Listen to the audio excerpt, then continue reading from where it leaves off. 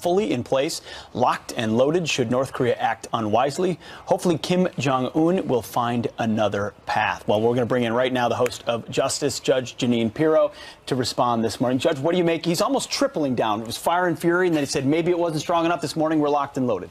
I like it. I do. I think that when you're dealing with a bully, you have to let him know that we're locked and loaded. We're the strongest military power in the world. We're ready to go, you lunatic. But what I also liked is that the president also talked about what he would like, and that is de-nuking the world. China, Pakistan, I think North Korea. Yeah, short of yeah, right. And Iran. And I think that kind of counterbalances a bit. But at the same time, you've got to be tough with this. Now, China entering the fray is like there's a new thing going on now where China says if either of you goes first, I'm going to go after the one who goes first. So I think in the end, China, as much as we think they're not helping us, may have helped us in all of this. Right. I think he said, apparently China said if North Korea goes first, we're going to be neutral.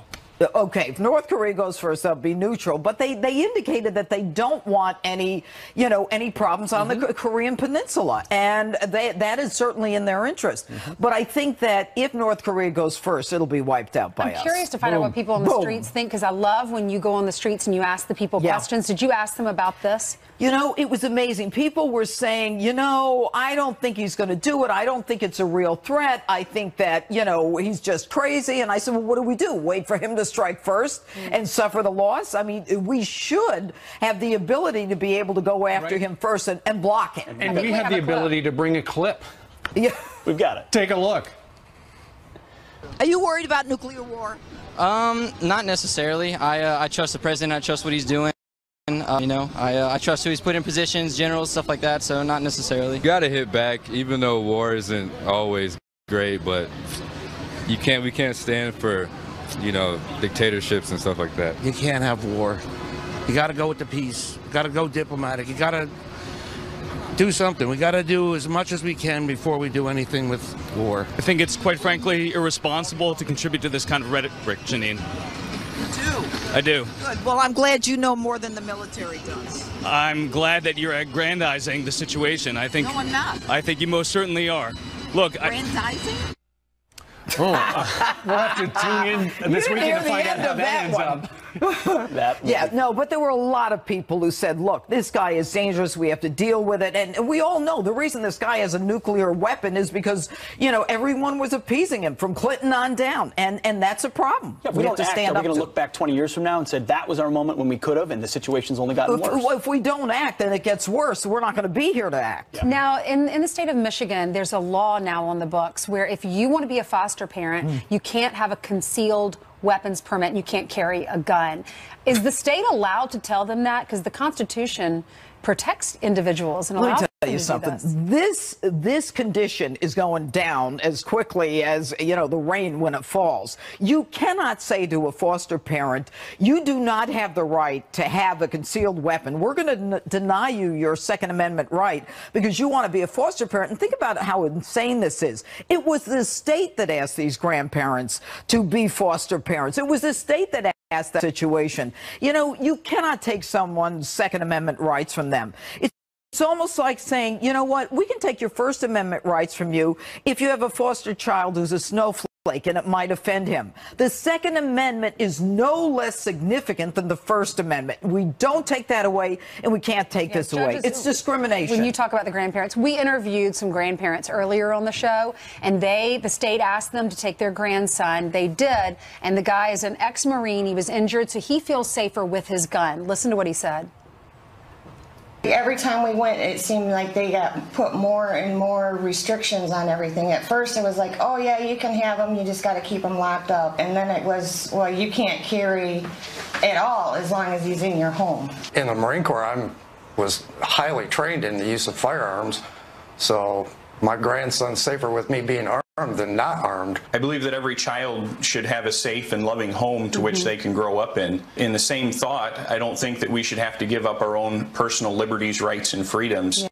I mean, what they're saying sounds like absolute common sense. Well, it's an unconstitutional ban on foster parents, especially ridiculous where you have a Marine who's had weapons from the time he said he was 5 years old, and the state asked him to intervene and take the child. And what about the child? The child's now not with the grandparents. Right, and now with a stranger. I mean, this is the lunacy that's going on. The mom, who they say is not fit, but they say that the state's retaliating. That right now, they took the child away from the mother because the mother was not capable of raising the child. They asked a grandparent to step in, and now they're saying, no, we're going to give it back to the person we thought. But you think this is going to be temporary in that state? They got to turn it around. Without a doubt, as sure as I'm sitting here, you do not deny someone's Second Amendment rights because they choose to be foster parents. All right. Period. Judge, we'll be watching you this weekend. Thank you, Judge. Yeah, lots to talk about. Ohio Congressman, I love it when you're on. Ohio Congressman Jim Jordan keeping the fight alive to repeal and replace Obamacare. Up next, he joins us live with the plan to rally Republicans. To motivate him to get something done, or has he just had it up to here with him?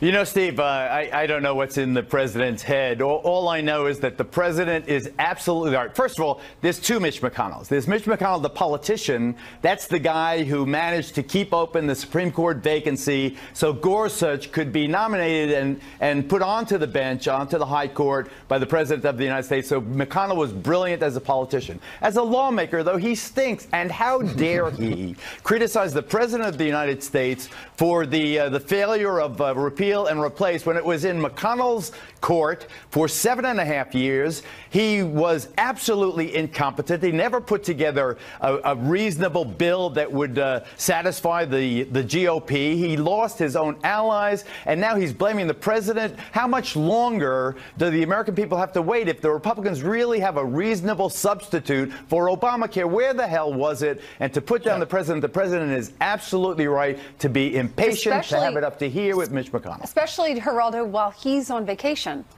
You know, the senators are taking a break right now. The president hasn't decided whether or not he wants to fire Mitch McConnell, but Geraldo has. Geraldo wants him out.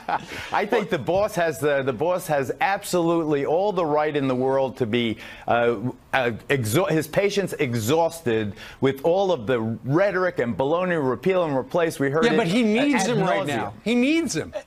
Well, he needs the GOP, but Mitch McConnell has to understand that we can now see that this emperor of the United States Senate is wearing no clothes. He's full of bluster. We're going to repeal and replace, and then he didn't think, hey, wait a second, maybe I should get like 30 smart guys, women and men together, and they, formulate a plan that's acceptable to the Tea Party guys and the Freedom Caucus guys and the Susan Collins in Maine and this one and that one. I mean, they had 7.5 years to come up with a Republican solution to giving health care to the American people, and they utterly failed. And now to say that the President of the United States was naive or inexperienced, and that was what the problem was, I think that really, Steve, to me, that goes beyond the pale. You stab the boss in the back. I think that it's also Mitch McConnell right now better be wondering, you know what, the best thing Mitch McConnell has going is that his wife is a